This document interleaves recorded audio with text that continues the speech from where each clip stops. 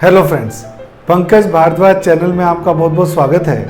आज मैं आपके सामने हूँ आयनिक इक्विलिब्रियम के बड़े चैलेंजिंग टॉपिक को लेकर, जिसका नाम है सोल्युबिलिटी एंड सोल्युबिलिटी प्रोडक्ट। जब भी हम आयनिक इक्विलिब्रियम चैप्टर स्टार्ट करते हैं और कंप्लीट भी कर देते हैं तो बच्चों से पूछा जाता है ना कि जब आपको किस टॉपिक में सबसे ज़्यादा अभी डाउट रह गए हैं, तो स्टूडेंट्स बोलते हैं sir solubility and solubility product, क्योंकि ये सिंपल सोल्युबिलिटी से थोड़ा हटके है। पहली बात तो ये स्पेरिंगली सोल्युबल सॉल्ट की सोल्युबिलिटी है, जिसकी डिसोल्यूशन में दो टाइप के इक्विलिब्रियम इन्वॉल्व होते हैं। एक को बोलते हैं हम डिसोल्यूशन इक्विलिब्रियम और एक को बोलते हैं हम आयोनाइजेशन इक्विलिब्रियम। सोल्युबिलिटी प्रोडक्ट का जो कॉन्सेप्ट है वो उन्हीं सोल्ट्स के लिए यूज किया जाता है जिनकी वाटर में सोल्युबिलिटी बहुत कम होती है। ऐसे सोल्ट्स को स्पेरिंगली सोल्युबल सोल्ट्स कहा जाता है। तो आइए इस छोटी सी जर्नी को स्टार्ट करते हैं, इस उम्मीद के साथ कि आपको इस वीडियो को देखने के बाद में सोल्युबिलिटी प्रोडक्ट का बेसिक कॉन्सेप्ट आराम से समझ में आ जाएगा। आइए बात करते हैं। मान लीजिए मेरे पास एक सॉल्ट है सॉलिड फॉर्म में, मैंने इसको वाटर में ऐड किया। वाटर में ऐड किया तो ये कुछ अमाउंट इसकी डिसोल्व होगी, बहुत थोड़ी सी अमाउंट। तो अनडिसोल्व अमाउंट को AB सॉलिड से लिखा है और जो इसकी डिसोल्व अमाउंट है उसको मैंने AB एक्वस से लिखा है। और इक्विलिब्रियम में जितनी अमाउंट मैक्सिमम डिसोल्व हो जाती है उस मैक्सिमम अमाउंट को हम क्या बोलते हैं? सॉल्ट की सोल्युबिलिटी बोलते हैं। The maximum amount of salt that can be dissolved in particular solvent in order to make its saturated solution, this maximum amount is called as solubility. तो AB को जब आपने पानी में डिसोल्व किया और इक्विलिब्रियम स्टेट आने दी तो इक्विलिब्रियम स्टेट पर जितनी अमाउंट इसकी डिसोल्व हो चुकी है उसको तो बोलते हैं हम सोल्युबिलिटी। जितनी अमाउंट इसकी डिसोल्व हो चुकी है उसको हम बोलते हैं सोल्युबिलिटी। यानी कि सोल्युबिलिटी का जो कॉन्सेप्ट है वो इक्विलिब्रियम स्टेट के ऊपर ही डिफाइंड है। आप डिसोल्व करते हैं उसको चेक नहीं करते, आप डिसोल्व करने के बाद उसको रखते हैं 15-20 मिनट ताकि सब चीजें सेटल डाउन हो जाए। जितना उसने डिसोल्व होना था हो जाए तो उस अमाउंट को हम क्या बोलते हैं? उस केमिकल की या उस सॉल्ट की सोल्युबिलिटी। मान लीजिए स्टार्टिंग मैंने 1 मोल लिया और इक्विलिब्रियम तक आते आते S मोल डिसोल्व हो गए, पानी में घुल गए, तो जो अनडिसोल्व मोल बचेंगे वो कितने बचेंगे? 1 - S, वो ये वाले मोल है। ये जो आपको स्फीयर दिख रहा है ये अनडिसोल्व अमाउंट ऑफ सॉल्ट है, और जो आपको डॉट डॉट डॉट दिखा रखे हैं ये डिसोल्व्ड अमाउंट ऑफ सॉल्ट है। जो अनडिसोल्व्ड अमाउंट है उसको मैंने किससे शो किया हुआ है? AB सॉलिड से शो किया हुआ है। तो जितनी अमाउंट इसकी घुल गई पानी में उस डिसोल्व्ड अमाउंट को हम क्या बोलते हैं? S या सोल्युबिलिटी, जिसकी यूनिट मोल पर लीटर में ले रहा हूं मैं। जैसे ही डिसोल्व होता है, आप लोग जानते हैं सॉल्ट के ऐसे इलेक्ट्रोलाइट्स होते हैं, स्ट्रॉन्ग इलेक्ट्रोलाइट्स होते हैं, और स्ट्रॉन्ग इलेक्ट्रोलाइट्स क्या काम करते हैं? वाटर में जाते ही फुल्ली आयनाइज हो जाते हैं। तो जैसे ही पानी में जाके आयनाइज होगा, फुल्ली आयनाइज हो जाएगा A पॉजिटिव में और B नेगेटिव। इस प्रोसेस को बोलते हैं बच्चों डिसोल्यूशन। पानी में डिसोल्व होना किसी भी सब्सटेंस का, इसको तो बोला जाता है डिसोल्यूशन, और इसको बोला जाता है आयोनाइजेशन। और आप लोग जानते हैं कि मोस्टली सोल्ट्स का आयनाइजेशन कितना होता है बच्चों? 100% होता है।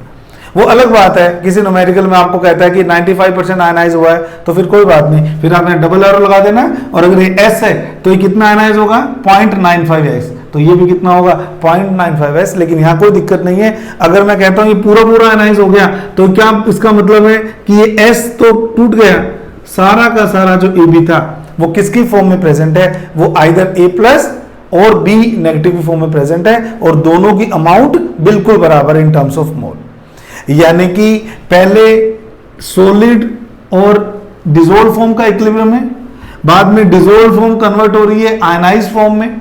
क्या मैं कह सकता हूं कि AB एक्वस का तो वाटर में एग्जिस्टेंस होगा ही नहीं, क्योंकि जैसे ही सॉल्ट डिसोल्व होगा, डिसोल्व होते ही वो क्या हो जाएगा? आयोनाइज हो जाएगा। इसलिए इस टर्म का तो कोई मतलब ही नहीं बचा, मैंने क्रॉस लगा दिया ना।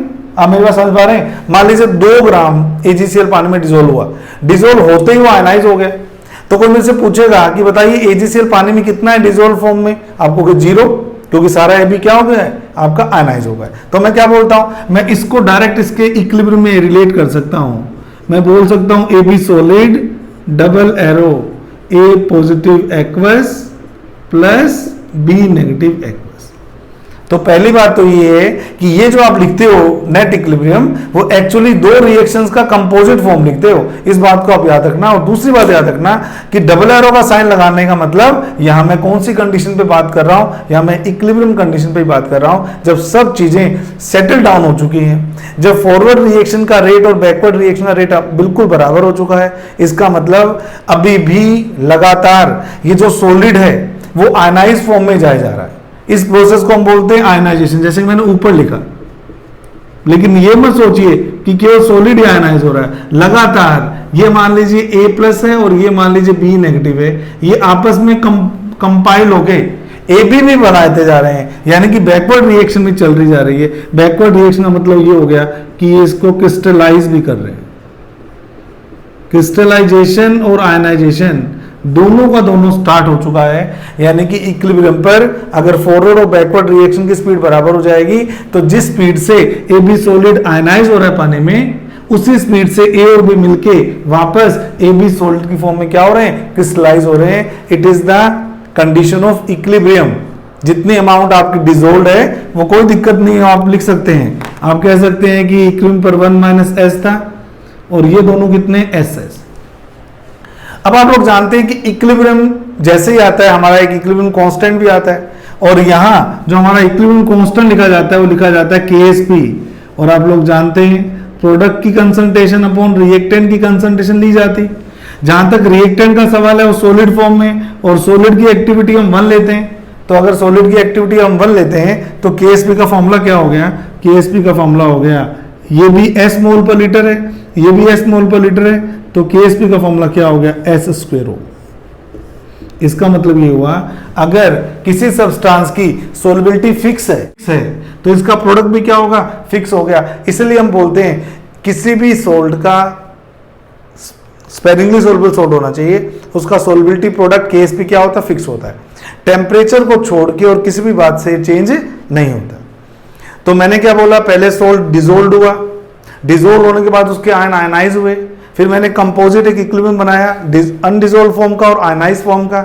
जो आयनाइज फॉर्म है उसकी कंसंट्रेशन A प्लस की भी S मोल पर लीटर है और B नेगेटिव की भी S मोल पर लीटर है, और इक्विलिब्रियम पर इन दोनों आयंस की कंसंट्रेशन का जो प्रोडक्ट है वो कांस्टेंट है। इस कांस्टेंट को हम क्या बोलते हैं बेटे, इस कांस्टेंट को हम क्या बोलते हैं, सोलबिलिटी प्रोडक्ट बोलते हैं। इस कांस्टेंट को हम क्या बोलते हैं, सोलबिलिटी प्रोडक्ट बोलते हैं, और सोलबिलिटी बोला जाता है S को। S को हम क्या बोलते हैं, सोलबिलिटी बोलते हैं। चलिए याद रखिएगा, किसी भी स्पेरिंगली सोल्युबल सोल्ट के सैचुरेटेड सॉल्यूशन में कैटायंस और एनायंस की कंसंट्रेशन का जो प्रोडक्ट है वो फिक्स है, वो किसी भी बात से चेंज नहीं होने वाला। इसका मतलब अगर आप A प्लस बढ़ाएंगे तो B माइनस कम हो जाएगा, और B माइनस बढ़ाएंगे तो A प्लस कम हो जाएगा, to maintain their constant product. इस बात को आप ध्यान रखिएगा। अब अगर मैं थोड़ा सा और कॉन्सेप्चुअल डिस्कशन करूं आपके साथ में, अगर मैं आपके सामने थोड़ा सा और कॉन्सेप्चुअल डिस्कशन करूं तो क्या है, देखिए सोलबिलिटी प्रोडक्ट के कॉन्सेप्ट को सीखने के लिए हमें इसके अंदर एक ऐसा सोल्ट डालना चाहिए जिसमें कोई आयन कॉमन हो। तो इस टॉपिक को हम बोलते हैं solubility product and common ion effect. उससे इस टॉपिक की ग्रिप आपको और अच्छे से बन पाएगी। तो मैं बात कर रहा हूं सोलबिलिटी के अंदर ही, सोलबिलिटी के अंदर कॉमन आयन इफेक्ट से हमारा क्या मतलब, सोलबिलिटी के अंदर ही कॉमन आयन इफेक्ट से हमारा क्या मतलब है। इसके लिए आपसे एक्सपेक्टेड है कि आपको थोड़ा ली चैटलियर प्रिंसिपल आना चाहिए। तो मैं वापस अपने इक्विलिब्रियम की बात करता हूं, A B solid, double arrow, A plus aqueous plus B negative aqueous, और अभी मैंने आपको बताया कि एस एस है। तो मैं क्या करता हूँ, एज्यूम कर लेता हूँ कि मान लीजिए आपने स्टार्टिंग में इसके 100 मोल लिए, तो 10-10 मोल इसके आयनाइज हो गए इक्विलिब्रियम तक आते आते। तो मैं इसको ऐसे लिख सकता हूँ 100 माइनस 10, 10 और 10। एक एग्जाम्पल के तौर पर बात बता रहा हूँ। यानी कि अगर मेरे से कोई पूछेगा इसका KSP होगा, मैं बोलूँगा 10 का स्क्वायर यानी कि 100 हो, क्योंकि सारी बात मैं किस पे कर रहा हूँ, ये सारी बात मैं किस पे कर रहा हूँ, इक्विलिब्रियम पे ही कर रहा हूँ। इस बात को याद रखिएगा। अब मुझे क्या कहा गया, अब मुझे कहा गया कि B नेगेटिव का 1 मोल ऐड कर दिया इसने इक्विलिब्रियम के ऊपर। बाहर से इसने 1 मोल बी नेगेटिव को ऐड कर दिया। अब जैसे ऐड कर दिया तो बेटे ये तो हो गया 11, ये वही 10 का 10 है और ये वही 90 का 90। अब यहां से आप ध्यान दीजिएगा, ली-चैटलियर प्रिंसिपल के अकॉर्डिंग आपने क्या सीखा है कि जब भी प्रोडक्ट ऐड होता है रिएक्शन बैकवर्ड जाती है, और जब भी रिएक्टेंट ऐड होता है रिएक्शन कहां जाती है, फॉरवर्ड जाती है। ऐसा इसलिए होता है क्योंकि जैसे ही हम कोई चेंज करते हैं तो चेंज करते ही हमारा जो QSP होता है वो KSP से या तो बड़ा हो जाएगा या छोटा हो जाएगा। बड़ा हो जाएगा तो रिएक्शन बैकवर्ड जाएगी और छोटा हो जाएगा तो रिएक्शन क्या जाएगी, फॉरवर्ड जाएगी। आप कहेंगे सर QSP क्या होता है?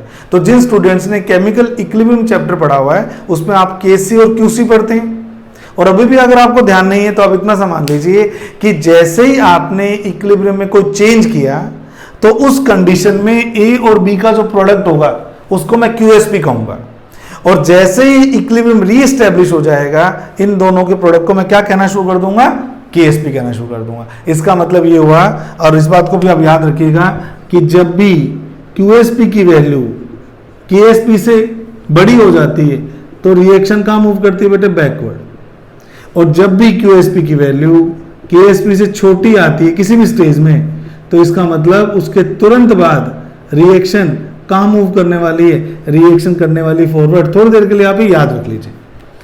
अब जैसे ही मैंने B नेगेटिव का एक मोल डाला, ये हो गया 11, ये हो गया 10। अगर मैं इन दोनों का प्रोडक्ट करूं 10 और 11 का तो 110 आ गया, 110, और 110 जो वैल्यू वो KSP से बड़ी वैल्यू है, यानी कि QSP is greater than KSP हो गया। और अगर ऐसा हो गया तो मैंने बोल दिया रिएक्शन कहां जाएगी भी आपकी, बैकवर्ड। क्यों? क्योंकि इक्विलिब्रियम डिस्टर्ब हो गया।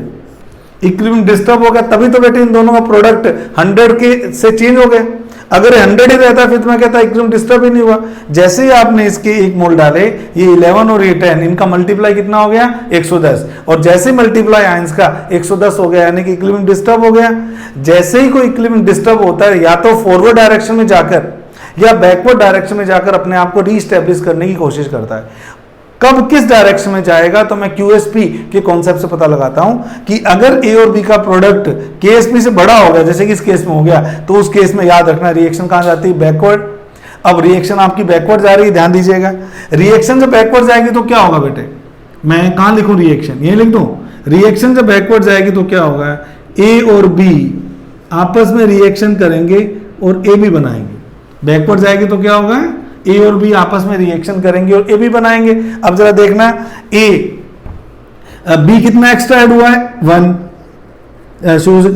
उसी कंडीशन में देखते हैं 11 में से 1 गया, 10 में से 1 गया और 1 नया बन गया। यानी कि जैसे ही रिएक्शन होगी तो ये तो हो जाएगा 9, ये हो जाएगा 10 और ये हो जाएगा 1। एक बैकवर्ड रिएक्शन से मेरे जो अमाउंट थी A और B की उसमें इतना चेंज आ गया, ये हो गया 9, ये हो गया 10। अब जैसे ही मैंने बोला आपको बैकवर्ड रिएक्शन होगी, अब ध्यान दीजिएगा इन दोनों का जो प्रोडक्ट अब आ रहा है 9 × 10, क्या ये 90 है, और क्या अब ये प्रोडक्ट KSP से छोटा हो गया, यानी कि QSP की वैल्यू क्या हो गई, KSP से छोटी हो गई। तो जैसे ही ये बैकवर्ड गई, जैसे ही बैकवर्ड गई इस कंडीशन में बनने के कारण अब वापस ये रिएक्शन कहां जाएगी, फॉरवर्ड जाएगी उस कंडीशन में। क्यों? क्योंकि अब आपका QSP छोटा हो गया है KSP से, और छोटा हो गया है तो रिएक्शन कहां मूव करेगी, वापस फॉरवर्ड डायरेक्शन में मूव करेगी। और जब ये फॉरवर्ड डायरेक्शन मूव करेगी इस कंडीशन से तो क्या होगा, आइए इसको रब कर रहा हूं एक बार के लिए मैं। अगर अब रिएक्शन फॉरवर्ड डायरेक्शन मूव करेगी तो फाइनल कंडीशन क्या हो चुकी है, अभी तक मेरे को ये पता लगा कि इसके 9 बचे हैं बेटे, इसके 10 हैं और इसके 91 है। मैं उस स्टेज की बात कर रहा हूं जब बैकवर्ड रिएक्शन आपकी खत्म हो गया, फॉरवर्ड जा रही है। अब मेरे बात ध्यान से सुनिएगा। अब अगर ये रिएक्शन वापस फॉरवर्ड जाएगी तो फॉरवर्ड जाने में तो 91 - x कर देता हूं, 9 + x कर देता हूं और 10 + x कर देता हूं। पहले बैकवर्ड आई और अब वापस कहां जा रही है, फॉरवर्ड जा रही है। और अगर फॉरवर्ड जा रही है और मैं ज्यादा लंबा ना लेके जाऊं इसको, और मान लीजिए इस स्टेज में इक्विलिब्रियम आ चुका है, मान लीजिए इस स्टेज में इक्विलिब्रियम आ चुका है, तो अगर मैं इसको कैलकुलेट करूं, एक आइडिया ले रहा हूं, मान लीजिए x की वैल्यू 0.5 आ गई, यानी कि ये भी हो गया 9.5 और ये कितना हो गया 10.5। मैंने क्यों बोला इक्विलिब्रियम पर वैल्यू 0.5 आ गई हो गई, क्योंकि मुझे पता है कि इन दोनों का जो प्रोडक्ट है वो अप्रोक्सीमेटली 100 होता है बेटे। यानी कि दोबारा जैसे ही प्रोडक्ट इनका KSP के बराबर आ जाएगा, अब मैं क्या बोलूंगा, अब मैं बोलूंगा QSP is equal to KSP, और जैसे ही QSP KSP के बराबर हो गया, अब ये वापस अपने आप को इक्विलिब्रियम स्टेट में ले आएगा, सेटल डाउन हो जाएगा। क्यों? क्योंकि आयंस की कंसंट्रेशन का प्रोडक्ट वापस कितना हो गया, 100 हो गया। अब अगर मैं इस पूरी कहानी को कंसाइज करूं कि हुआ क्या, तो ध्यान से सुनिएगा। आपने जैसे ही प्रोडक्ट डाला, तुरंत रिएक्शन गई बैकवर्ड, बैकवर्ड जाने के बाद तुरंत रिएक्शन गई फॉरवर्ड, बैकवर्ड के बाद जब फॉरवर्ड आई और काफी देर तक ये चलता रहा, फाइनली जब इक्विलिब्रियम स्टेट आई तो मेरे को पता लगा कि अब फाइनल जो कंसंट्रेशन हो गई ए और बी की, कितनी होगी बेटे, ए की तो है 9.5 और बी की है 10.5। अब जरा आप हिसाब किताब लगाना, अगर बी नेगेटिव ऐड नहीं कर रहा था तो मेरे पास ए प्लस और बी नेगेटिव दोनों 10-10 मोल पर लीटर थे, है ना। जैसे मैंने ऐड करने के बाद दोबारा इक्विलिब्रियम स्टेट की स्टडी की तो ये हो गया 9.5, ये हो गया 10.5, यानी कि नेट कंसंट्रेशन ए प्लस में, इक्विलिब्रियम से इक्विलिब्रियम की कंपैरिजन कर रहा हूं तो फर्स्ट इक्विलिब्रियम में कितने मोल थे, 10 मोल थे, और अब कितने हो गए 9.5, यानी कि पहले से कम हो गए। और अगर मैं बी नेगेटिव को कंपेयर करूं, फर्स्ट इक्विलिब्रियम में कितने थे, 10 थे, अब कितने हो गए 10.5, यानी कि ये पहले वाले इक्विलिब्रियम की कंपैरेटिवली बढ़ गए। इसका मतलब ये हुआ कि जो कॉमन आयन हम ऐड करते हैं इक्विलिब्रियम के अंदर, तो फाइनल जो इक्विलिब्रियम आता है उसमें उस आयन की कंसंट्रेशन तो इनिशियल इक्विलिब्रियम से बढ़ जाती है, लेकिन जो अनकॉमन आयन होता है, जो उसका दूसरा पार्टनर होता है, जैसे ए प्लस है, उसकी जो नेट कंसंट्रेशन होती है वो क्या हो जाती है, घट जाती है। क्यों घट जाती है? क्योंकि हमें इन दोनों का प्रोडक्ट 100 कांस्टेंट रखना था। अगर एक 10 से बढ़ के 10.5 हो चुका है तो 100% दूसरे वाला 10 से घट के 9.5 हो जाएगा, ताकि इनका प्रोडक्ट वापस 100 आ पाए। इस इफेक्ट को हम क्या बोलते हैं बेटे, कॉमन आयन इफेक्ट। तो फाइनली क्या हुआ, ए प्लस घट गया, बी नेगेटिव बढ़ गया, यानी कि जो कॉमन आयन था उसकी कंसंट्रेशन में तो इंक्रीज हुआ है, लेकिन जो अनकॉमन आयन था उसकी कंसंट्रेशन क्या हो जाती है, डिक्रीज हो जाती है। अगर मैं आपको इसको एक एग्जांपल से समझाऊं तो मैं क्या बोल सकता हूं, मैं कह सकता हूं मैथमेटिकली क्या हुआ, मैं क्या बोल सकता हूं मैथमेटिकली क्या हुआ, मैथमेटिकली ये हुआ कि जैसे ही आपने ए बी इस इक्विलिब्रियम में A plus aqueous B negative aqueous, पहले आपका इक्विलिब्रियम ये आ रहा था बेटे, है ना। अब ध्यान दीजिएगा, मैं इसका रिजल्ट बता रहा हूं, ये तो मैंने समझाया आपको थोरोली। अब मैं आपको रिजल्ट बता रहा हूं। जैसे ही मान लीजिए आपने x मोल बी नेगेटिव की ओ डाल दी, थोड़ी देर के लिए मैं वापस ऐसे लिख रहा हूं, आपको पता है रिएक्शन कहां गई होगी, बैकवर्ड, और जब बैकवर्ड रिएक्शन जाएगी सी डाल दीजिए, तो इसमें से भी x चले गए, इसमें से भी x चले गए, और इसमें x जुड़ गए। भाई ये कम हो रहे हैं तो रिएक्टेंट क्या होगा, बढ़ेगा। मान लीजिए ये इक्विलिब्रियम कंडीशन की बात ही कर ली मैंने, लोग बार बार मैं वापस फॉरवर्ड नहीं लेके आ रहा, मैंने मान लिया कि इस कंडीशन में नेट वो अमाउंट x है जो बी नेगेटिव की वापस गई है, ए नेगेटिव की भी वापस गई है, और ए बी की बनी। और अगर मैं s माइनस एक्स को नई सोलबिलिटी x डैश से रिप्रेजेंट करता हूं, तो देखना मैंने ब्रैकेट में लिख लिया, एक ही बात है, खुलेगा तो वापस वो हो जाएगा, ये भी s माइनस एक्स है। क्या मैं c plus S minus x कह सकता हूं? और s माइनस एक्स को अगर मैं न्यू सोलबिलिटी बोलता हूं तो ये हो जाएगा 1 माइनस एस डैश, और ये हो जाएगा c प्लस एस डैश। और अगर मैं इनकी वैल्यूज को पुट करता हूं मेरे KSP के एक्सप्रेशन में, तो KSP का एक्सप्रेशन तो वही रहेगा बेटे, A पॉजिटिव और B नेगेटिव का प्रोडक्ट। और अगर मैं इनकी वैल्यूज को पुट करता हूं तो A पॉजिटिव तो S डैश है, न्यू सोलबिलिटी, ये है S डैश प्लस C। इसका मतलब ये हुआ, ध्यान से सुनिएगा, अब अगर मेरे को S डैश की वैल्यू निकालनी है तो मैं इस तरह से सोल्व करके निकालूंगा। साफ सी बात है, S डैश अगर S से कम है, अगर S डैश की वैल्यू पुराने वाले S से कम है तो इस टर्म की वैल्यू पुराने वाले S से क्या आएगी, ज्यादा आएगी। तो मैं 100% श्योर हूं कि जो S डैश प्लस C की वैल्यू आ रही है वो पुराने वाले S से क्या आएगी, ज्यादा आएगी। और मैं इसको सोल्व करके मैं बड़े आराम से S डैश या न्यू सोलबिलिटी की वैल्यू निकाल सकता हूं, जो कि पुराने वाली सोलबिलिटी से क्या होगी, कम होगी। अब जरा आप हिसाब लगाना, पिछली बार वाले केस की बात करूं तो मैंने स्टार्टिंग में 10-10 मोल लिए थे, ये तो मान लो एस है 10-10 मोल। अब आपका क्लियर होगा आंसर। 1 मोल आपने एक्स्ट्रा डाला था तो ये 1 था, और एस डैश कितना हो गया था याद करो, पिछली बार की में 10 से 9.5 हो गया था, तो कितनी कमी आई थी 0.5 की, तो वो 9.5 ये रहा, और ये हो गया 9.5 प्लस 1, तो वही केस बन गया बेटे 9.5 मल्टीप्लाई बाय 10.5, इसकी वैल्यू अभी भी किसके बराबर आएगी, केएसपी की बराबर आएगी। यानी कि मैं श्योर हूं कि एस डैश की वैल्यू एस से छोटी आएगी, बड़ी नहीं आ सकती। यानी कि जब भी मैं किसी स्पेरिंगली सोल्युबल सॉल्ट में कोई कॉमन आयन कंटेनिंग इलेक्ट्रोलाइट मिलाता हूं तो फिर अब जो सोल्युबिलिटी आएगी नई वाली, वो पुराने वाली सोल्युबिलिटी से क्या हो जाएगी, कम हो जाएगी। इस तरह से हमें सोल्युबिलिटी कॉन्सेप्ट को सीखना है और कॉमन आयन के साथ में उसको आराम से रिलेट करना है। तो इस वीडियो को देखने के लिए आपका बहुत बहुत धन्यवाद। Thank you so much. Channel को सब्सक्राइब करें, वीडियो को लाइक करें, शेयर करें, ताकि कॉन्सेप्ट सबका क्लियर हो जाए। Thank you so much.